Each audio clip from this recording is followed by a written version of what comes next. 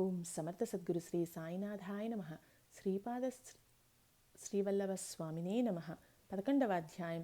శ్రీపాదులు నివృత్తి సంగమం చేరుట. మేము కుతూహలంగా శ్రీ బాబాగారిని చేరి, స్వామి, శ్రీశైలంలో అదృశ్యమైన తదుపరి శ్రీపాదస్వామి వారు కురువపురం వెంటనే చేరినారా, లేక నివృత్తి సంగమంలో కొంతకాలం ఉన్నారా, వివరంగా తెలుపండి అని కోరగా శ్రీ బాబాగారు ఇట్లు ప్రారంభించారు. శ్రీపాదస్వామివారు శ్రీశైలమందు అదృశ్యమై భీమా కృష్ణ నదుల సంగమస్థానమైన నివృత్తి సంగమును చేరుకునిరి. అచ్చటిని సాయం సంధ్యా వేళ స్నానాధికములు నిర్వర్తించి శ్రీ భీమేశ్వరలింగమును ప్రదోష వేళలో దర్శించి సేవించిరి. అచటగల ఒక రాతిపైన కూర్చుండుటకు వారు సంకల్పించగానే వ్యాఘ్రాజనము ఆ చోట ప్రకటమై తన విధిని నిర్వహించింది. వారు దానిపై ఆసీనులు కాగా అంతలో మరొక అద్భుతం జరిగింది. నదీ తీరాన అనేక శిలల రూపాలలో తపం ఆచరించుచున్న ఋషులు, యోగులు తమ స్వస్వరూపాలతో ప్రకటమై చేతులు జోడించి రాజాదిరాజా యోగిరాజా శ్రీ దత్తాత్రేయ ప్రభో జయము జయము అని జయ జయనాదములు చేసిరి. అంతలో మరికొందరు ఆకాశ మార్గాన జ్యోతిస్వరూపులైన యోగులున్నూ వచ్చి నిలచి శ్రీపాదులకు జయ జయమని ప్రార్థనలు చేసినారు.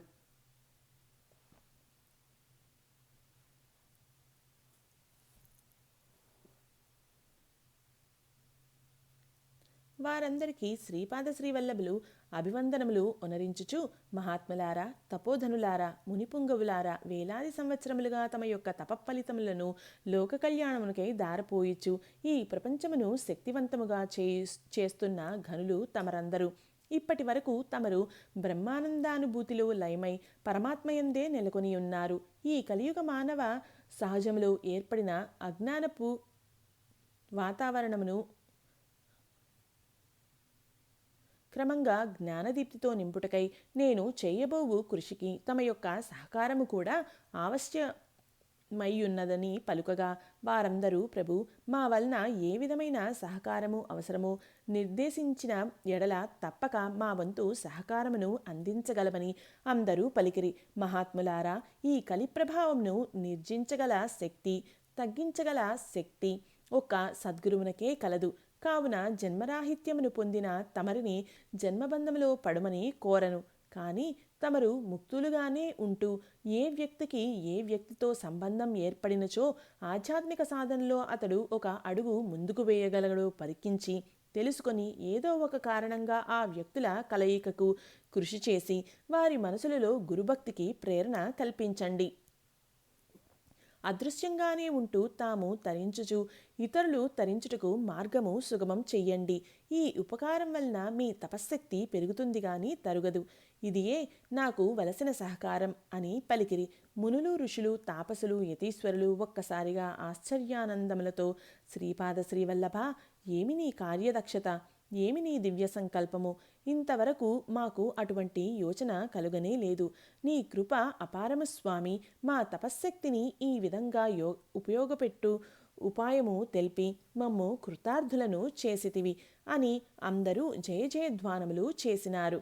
తదుపరి ఆ మహాత్ములందరూ శ్రీ దత్తాత్రేయ స్వామి వారి యొక్క దివ్య సంకల్పము, వారి కార్యాచరణకై ఏర్పడిన ప్రణాళిక యొక్క స్వరూప స్వభావములను దర్శించగలిగారు.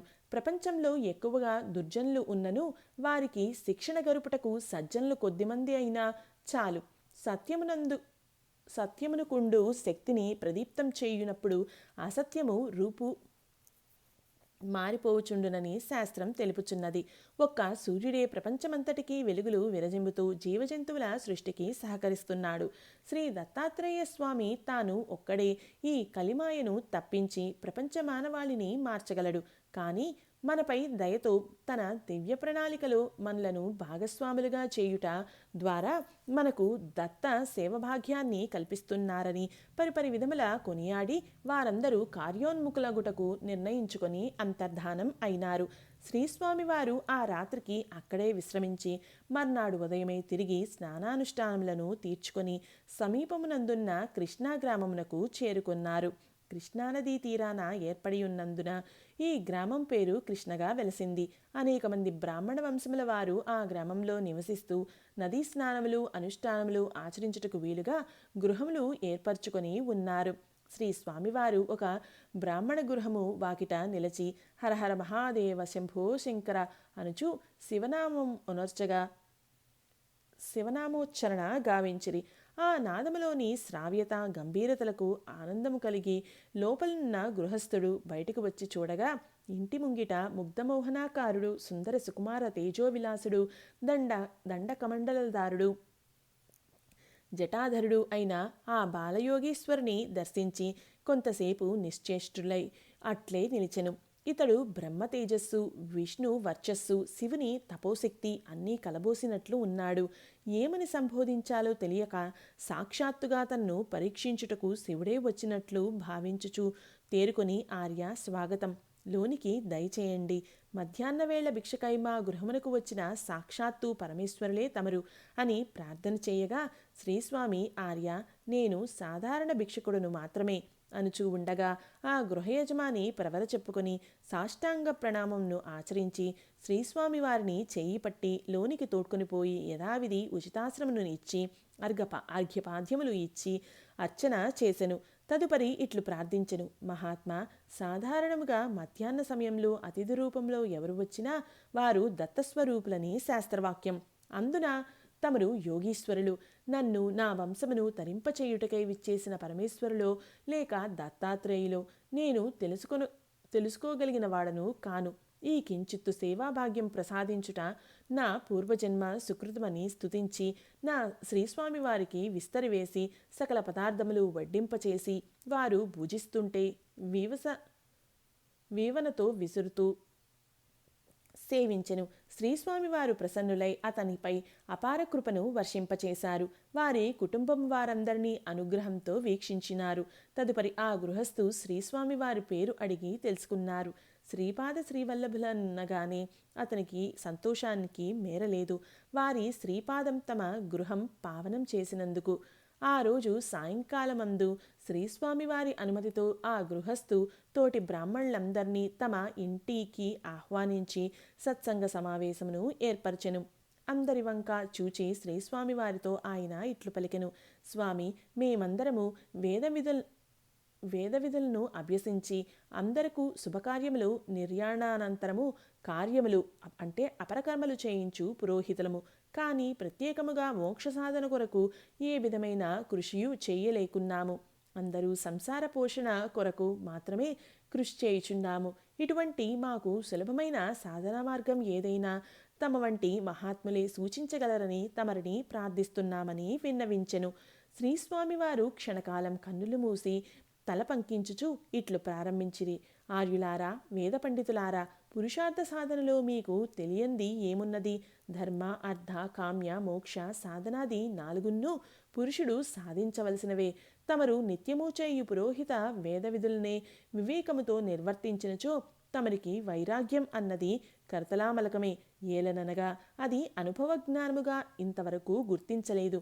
కావున బ్రహ్మజ్ఞానము, ఆత్మజ్ఞానము, దివ్యజ్ఞానము అనువాని స్వరూపం ఏదో వేరుగా ఉన్నట్లు భావింపబడుచున్నది. ఒకసారి ఆలోచించండి. తమరు నవజాత శిశువుకు జాతకర్మ చేయించి నామకరణము గావిస్తూ ఉంటారు. జాతకర్మ అనగా తల్లి గర్భం నుండి శిశువు బయటకు వచ్చినది. దానికి శుద్ధి పుణ్యవచనంతో ఆ జీవుని శుద్ధి చేస్తున్నారు. ఆ మంత్రములలోని అర్థములను ఒక్కసారి స్మరించండి. ప్రతి శిశువు ఒకే రకంగా భూమిపైకి వస్తున్నది. కానీ వానికి జన్మ సంస్కారములు, ఆజన్మ సంస్కారములు, వంశాచార విధులు ఎన్నో విధముల సహకరించితే వాడు ఉత్తముడు కాగలడు. అందరియందున్నూ పరమాత్ముని అంశయే జీవరూపముగా ప్రకాశించుచున్నది. ఇది వేదరహస్యము అయినను తమరు ఈ విషయము దూరముగా ఉంచెదరు. తల్లి గర్భమునందు జీవుడు శ్రీమన్నారాయణ్ణి 10 అవతారములను వాని సూక్ష్మరూపములను 10 నెలల్లో పొందుచున్నాడు. ఇది సార్వజనీన రహస్యము. మొదటి నెలలో నీటిలో చేపవలే తల్లి గర్భంలో తిరుగుచూ 2వ నెలలో కూర్మరూపం ధరిస్తాడు. 3వ నెలలో వరాహ రూపంలో ఉంటాడు. 4వ నెలలో నరసింహ రూపంలో శిశువు తయారవుతాడు. 5వ మాసంలో కుబ్జమానవ రూపుడుగా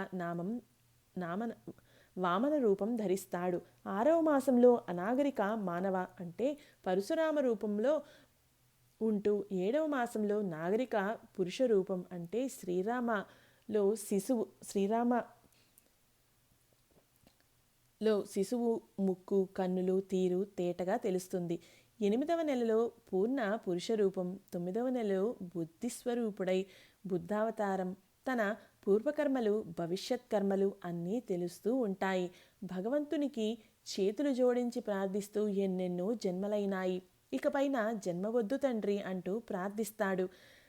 10వ నెలలో ధనుంజయ వాయువు యొక్క ఒత్తిడితో తల్లి గర్భం నుండి బయటపడటం తోడనే భూమి ఆకర్షణకు శక్తికి లోనవుతాడు. విషయ విజ్ఞాన నాశనారూపాయ కల్కిహి అన్న తీరుగా వాడికి అప్పటిదాకా ఉన్న పరమాత్మ ప్రసాదిత జ్ఞానం శూన్యమైపోతుంది. ఆ పైన ప్రతి విషయం నేర్చుకునే పరిస్థితే ఉంటుంది. కావున ఇప్పుడు చెప్పబడిన జ్ఞానం నిరంతరం జ్ఞాపకం పెట్టుకునే నిత్యము ఆయా కర్మలు చేయండి. మీ నిత్యకర్మలోని వివేకాన్ని పొందండి. అదియే అనుభవ జ్ఞానం అంటారు. అంతేకాక నిర్యాణానంతరం జీవునికి తమరు అపరకర్మలు చేయించుచున్నారు కదా, ఆ మంత్రార్థములను ఒక్కసారి మనసులో స్మరించండి. వైరాగ్యము తమకు మరి ఒకరు నేర్పించనవసరం లేదు. అదృశ్యం తన్నస్యం ఏది ఈరోజు కంటికి కనిపిస్తున్నదో అది రేపు నశించబోచున్నది. ఎట్లనగా నిన్నటి వరకు లేదా కిందటి క్షణం వరకు కనిపించిన మాట్లాడిన వ్యక్తి ఈ క్షణంలో శవంగా మారి భస్మం చేయబడుచున్నాడు. శరీరాన్ని విడిచిన జీవుని గతులు నడత ఏ విధంగా ఉంటుందో మంత్రబద్ధం చేయబడి ఉన్నది. ఈ జన్మయందు అతడు ఒనరించిన కర్మసంచయమును కొంత పరిహారము చేసి ఆ జీవునికి సద్గతులు కల్పించుటయే మీరు ఆచరించు అపరకర్మలకు అర్థము. అందువలన ఆ విధి విధానముగా అపరకర్మాచరణ జరగకుంటే ఆ జీవునకు సద్గతులు కలగవు. ఇది మీకు తెలిసిన విషయమే కదా. ఆయా కర్మల యొక్క అర్థమును కూలంకషగా తెలిసి ఆదరించుట చేత వివేకము మరియు వైరాగ్యము రెండూ కలుగును. ఎప్పుడు ఈ జ్ఞాన మార్గము లభించును సంసారమునందు ఉండినను తామరాకుపైన నీటి బిందువు వలె సంసారము అంటకుండా విడిబడి తమను తాము ఉద్ధరించుకొనగలరని శ్రీస్వామివారు సుదీర్ఘమైన బోధ చేయువేళ అందరూ చిత్తరువుల వలె కదలక మెదలక యుండిరి. శ్రీస్వామి తమ బోధను ఆపి కొన్ని క్షణాల అనంతరం తలలు పండిన పండితులు, నడివయస్సు గృహస్థులు, బ్రహ్మచారులు అందరూ కూడా జయము జయము, శ్రీపాద శ్రీవల్లభనకు జయము అని జయ జయనాదాలు చేసినారు. ఇంత చిన్న బాలునికి ఈ జ్ఞానమార్గ బోధ మనకు చేయగల శక్తి సంపన్నత ఎట్లు లభించెను? ఆశ్చర్యము. మీరు సామాన్య యోగి కాదు, ఆ జన్మసిద్ధులై ఉండవలనని ఒకరికొకరు చెప్పుకొనిరి. ప్రదోష సమయానికి ముందు శ్రీస్వామివారు తమ ప్రబోధమును పూర్తి చేసి వారందరి వద్ద వీడ్కోలు తీసుకుని అచట అదృశ్యమై కురువపురం చేరారు. కురువపుర ఆగమనం. నివృత్తి సంగమం నుండి శ్రీపాదస్వామివారు కురువపురమునకు వచ్చి చేరి సమయమునందు కురువపురమందు గల మునులు, యోగులు, సిద్ధులు మొదలగు వారంతా దివ్యదృష్టితో శ్రీస్వామివారి ఆగమనమును ముందుగానే గ్రహించి ఉండుట చేత వారి రాకకై ఎదురుచూస్తున్నారు. శ్రీస్వామివారు ఆ ప్రదేశమునకు వస్తారనే విషయం వారికి తెలుసును గాని ఇదిమిత్తమైన సమయమునకు శ్రీ దత్తావతారుడు శ్రీపాదులవారు వస్తారన్న విషయం మాత్రం వారికి తెలియలేదు. వారి పరిస్థితి శ్రీరామదర్శనం కొరకు ప్రతిరోజు ఎదురుచూచుచున్న శబరివలేనున్నది. తమ గురువు చెప్పిన మాట కారణంగా శబరిమాత విసుగు చెందకుండా ప్రతిరోజు కుటీరాన్ని అలంకరించి శ్రీరామ నైవేద్యం కొరకు ఫలములను, పూజకు పూలను సిద్ధం చేసుకొని అమితమైన ఓర్పుతో ఎదురుచూచేది.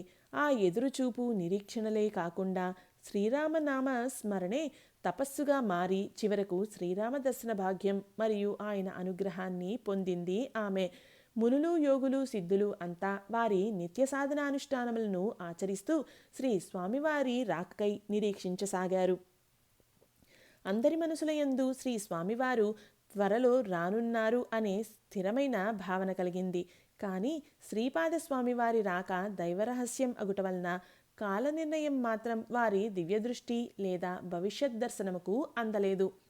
మహాత్ములందరూ ఎంతో ఆతృతగా శ్రీపాదస్వామివారి రాకకై ఎదురు చూడసాగారు. ఆ శుభగడియ దగ్గరయ్యే కొలది వారిలో ఆతృత అధికం అవసాగింది.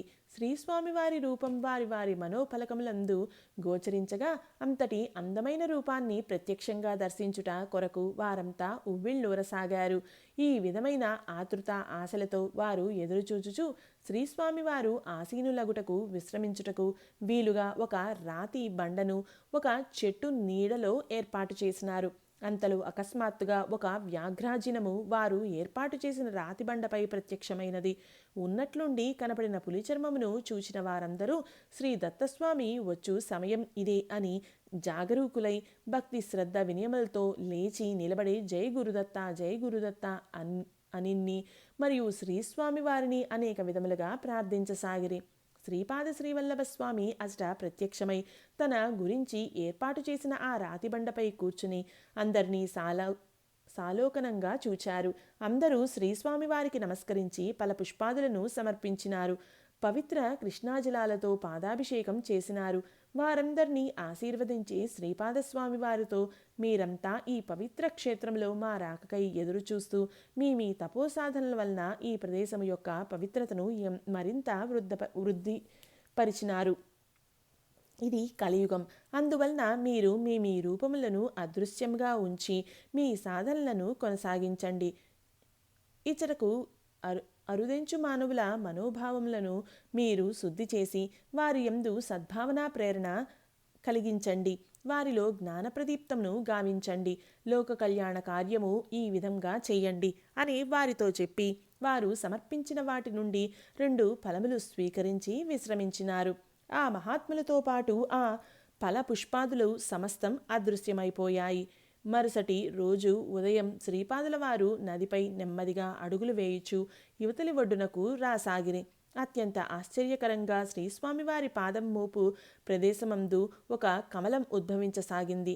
కృష్ణమ్మ తన అన్నగారి పాదములకు ఈ కమలసేవ అన్నట్లుగా వారి ప్రతి అడుగుకు ఒక్కొక్క కమలము ఉద్భవించుట మరియు వారు మరొక అడుగు వేసిన వెంటనే ముందు ఉద్భవించిన కమలము అదృశ్యం అగుచూ ఉండగా శ్రీస్వామి ఈవల ఒడ్డుకు చేరుకొనిరి. అప్పటి వరకు శ్రీస్వామి వారి రాకకై ఎదురు చూచుచుండిన గణపతి ప్రత్యక్షమై శ్రీపాదస్వామి వారిని ఆలింగనం చేసుకుని సంతోషం ఉప్పొంగగా శ్రీ గణేశుల వారు ఇట్లనిరి: శ్రీపాద, నేను కైలాసంలో మిమ్మల్ని కలిసిన సమయంలో ఇచటకు చేరమని కోరితిని. ఆ ప్రకారమే మీరు ఇచటకు చేరినారు. ఇది భూలోకంలోనే ఎంతో పవిత్రమైన సిద్ధక్షేత్రం. వేలాది సంవత్సరాలుగా అనేకులు తమ తమ సాధనలోని లోపములను సరిచేసుకొనుటకు ఇచ్చటకు చేరి సాధనలు చేసి దివ్యత్వం పొంది వెళ్తూ ఉంటారు. మీ రాకతో ఈ క్షేత్రశక్తి ద్విగుణీకృతం అవుతుంది అని పలుకగా శ్రీపాదుల వారు, మహాదేవ, జ్ఞానస్వరూప, మీ సంకల్పం లేందే ఏ కార్యము సఫలం కాదు. మీరు నాకు అండదండలుగా ఉంటే పరమేష్ఠి సంకల్పం ప్రకారం మానవులను ధర్మం వైపు జాగృతి చేయగలము అని పలుకగా అస్తు అస్తు అంటూ శ్రీ గణేశుల వారు అదృశ్యులైరి. శ్రీపాదుల వారు తమ నిత్యానుష్ఠానమునకై శ్రీ సహజ గణపతికి అభిముఖంగా తూర్పువైపు తిరిగి అచటగల విశాలమైన బండ దగ్గర నిలిచిరి. శ్రీ స్వామివారు సహజ గణపతి స్వామివారితో ముచ్చటించిన తదుపరి తమ సూర్య నమస్కారములను నిత్యానుష్ఠానములను కొనసాగించుచూ ఉండగా అచటి నదీ తీరమున గల ప్రకృతి ఆనందంతో పరవశించింది. పక్షుల కిలకిలరావములతో ఆ ప్రదేశమంతా ప్రతిధ్వనించసాగింది.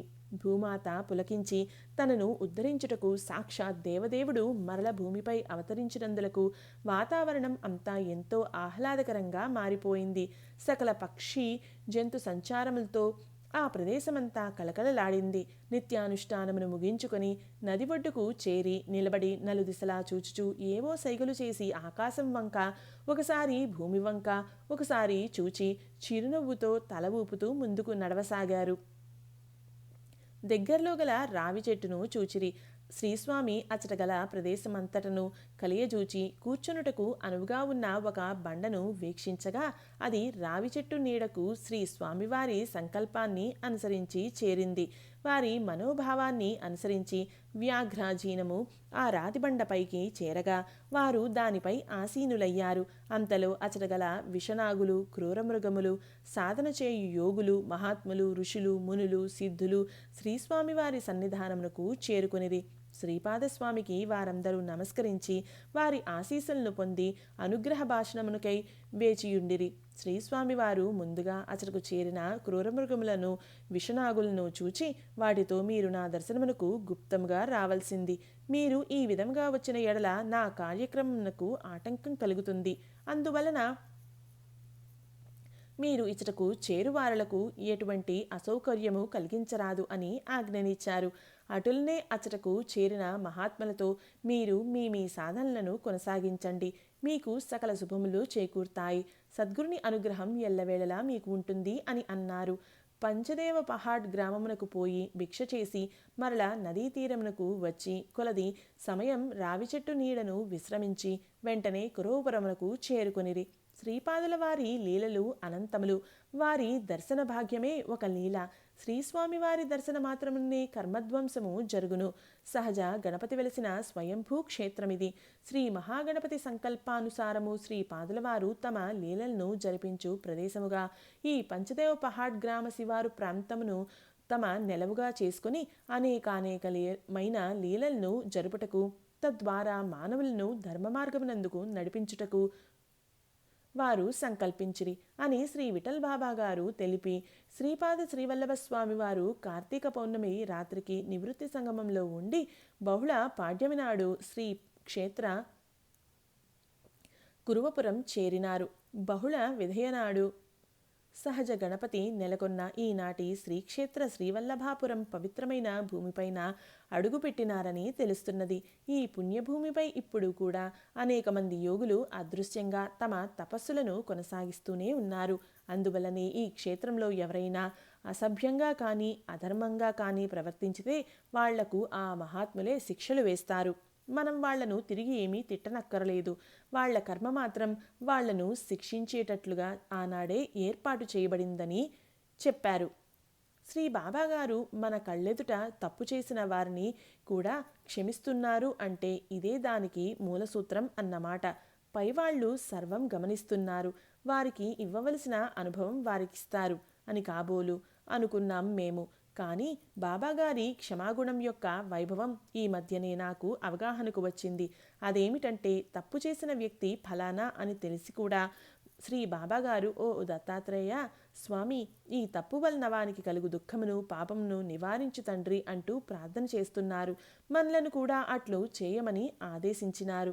ఇది వినగానే వింతగా ఉంటుంది. కానీ శ్రీపాదుల దివ్య ప్రణాళికలో ఇది ఒక సూత్రమని మనకు ఇప్పుడు విశదీకరింపబడింది. శ్రీపాద శరణం శ్రీపాద శరణం శ్రీపాద చరణం భజే, శ్రీపాద శరణం శ్రీపాద శరణం శ్రీపాద చరణం భజే. ఇది 11వ అధ్యాయం సంపూర్ణం. ఓం సమర్థ సద్గురు శ్రీ సాయినాథాయ నమః. శ్రీపాద శ్రీ వల్లభ స్వామినే నమః.